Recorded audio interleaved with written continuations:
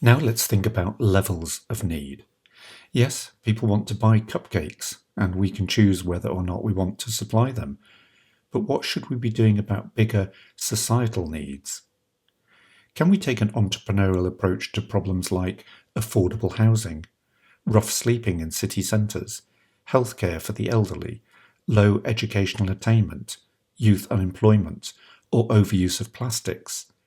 How could we make a contribution to these issues? Let's be clear that although entrepreneurial ways of thinking and acting are primarily thought of as generating economic benefits, they can also be applied to creating social, cultural, and environmental benefits.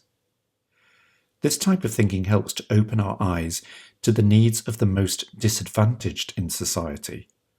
It causes us to think not just about problems faced by Western society, but the challenges endured by the developing world economies. We begin to see needs from a much wider perspective. We move beyond needs which are about personal gratification to more important issues. For example, in 2015, the United Nations set 17 Global Sustainable Development Goals to be achieved by 2030.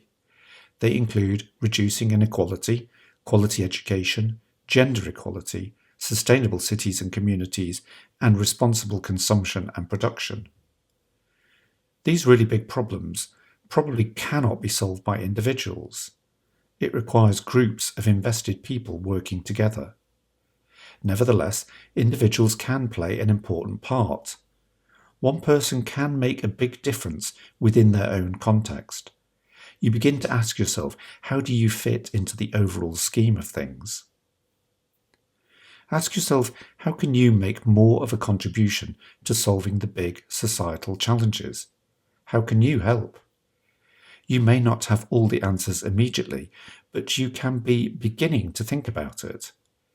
As you develop your entrepreneurial mindset, it will guide you to understand the big problems and the contribution you could make. It turns out we all have a part to play in the really big societal issues, whether we are aware of it or not.